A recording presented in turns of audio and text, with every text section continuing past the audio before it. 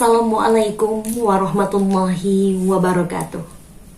Innal hamdalillah nahmaduhu wa nasta'inuhu wa nastaghfiruh wa na'udzu billahi min syururi anfusina wa min sayyiati a'malina may yahdihillahu fala mudhillalah wa may yudlillahu fala hadiyalah. Asyhadu an la ilaha illallah wa asyhadu anna Muhammadar Rasulullah. Amma ba'd.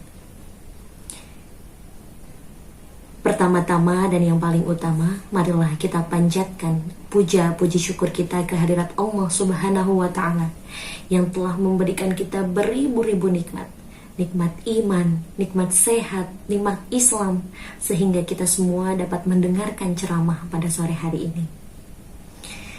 Hadirin yang saya ta'zimi, Ibu Rina Kurnia MPD beserta teman-teman yang saya banggakan. Ada sebuah hadis yang tertulis dalam kitab hadis Arba'in, menjadi hadis pertama di dalam kitab tersebut, yang berbunyi, Innamal a'malu binniyat. Sesungguhnya segala amar perbuatan tergantung pada niatnya. Niat merupakan suatu kendaraan yang membantu kita dalam menentukan perjalanan untuk mencapai tujuan kita semua. Karena apabila niatnya baik, maka akan berakhir pula dengan hasil yang baik. Pun sebaliknya, apabila niat yang kita tanamkan dalam hati adalah niat yang buruk, maka hasilnya tidak akan lebih baik.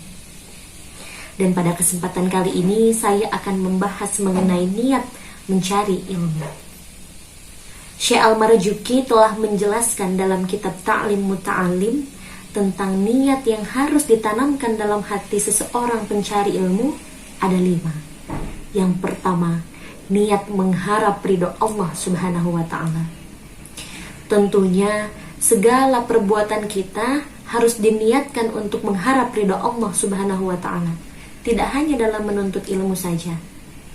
Karena dengan mengharap ridho Allah Subhanahu wa Ta'ala, maka kita berusaha mendekatkan diri kita kepada Allah Subhanahu wa Ta'ala.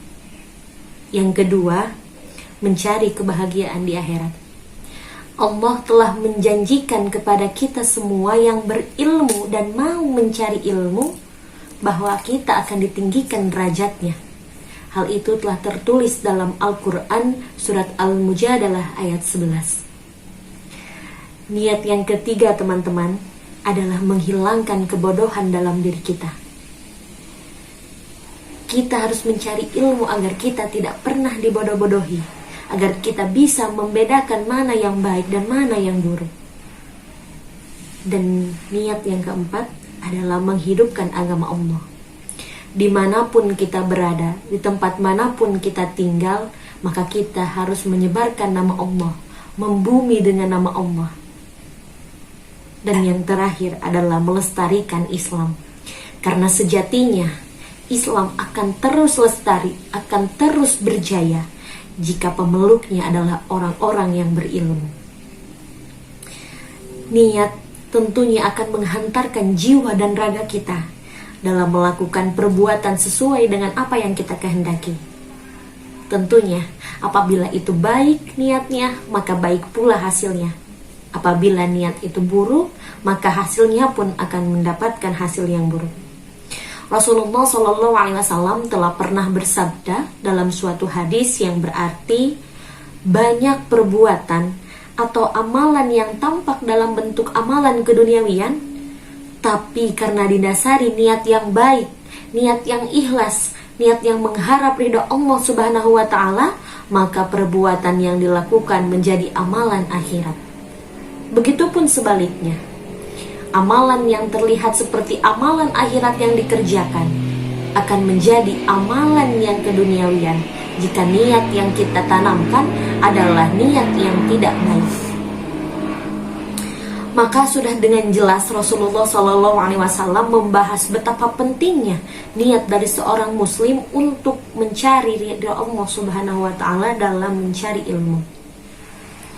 Jika kita jadikan contoh yang sangat simpel, yaitu adalah yang pertama makan. Makan yang kita ketahui seperti adalah sebuah amalan duniawi agar badan kita tetap sehat, agar badan kita tetap terjaga kesehatannya. Tapi dengan niat yang baik, maka makan akan menjadi amalan akhirat. Karena niat kita ingin kuat dalam beribadah. Lihat betapa besarnya, betapa hebatnya sebuah niat yang ditanamkan dalam hati kita. Tetapi sebaliknya, contohnya apabila kita tiap malam, tiap pagi melaksanakan sholat duha, tadarus, berzikir, tapi niatnya hanya ingin dilihat oleh orang lain, maka gugur sudah amalan yang tadi dilihatnya seperti amalan akhirat, maka menjadi amalan duniawi. Masya Allah, na'udzubillahi min dzalik. Semoga kita semua selalu meluruskan niat kita dalam hal apapun, dalam kegiatan apapun. Terpenting lagi adalah dalam mencari ilmu. Karena mencari ilmu adalah hal yang wajib bagi setiap umat muslim. Thalabul ilmi minal mahdi ilal lahdi. Mencari ilmu adalah wajib dari kita baru lahir sampai kita masuk ke liang lahat. Dan mencari ilmu tidak bisa menjadi diwakilkan. Wajib ain, tidak wajib kifayah.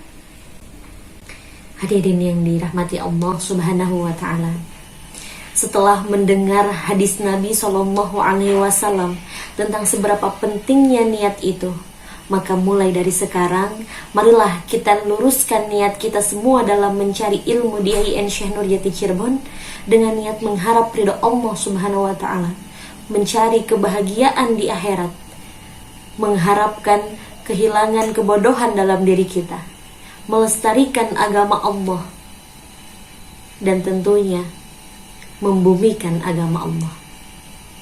Untuk itu, sebelum saya tutup ceramah sore kali ini, saya akan sampaikan sebuah pantun sebagai penutup. Ada buaya di kolam ikan, ada belalang di patok burung cendrawasih. Hanya ini yang dapat saya sampaikan.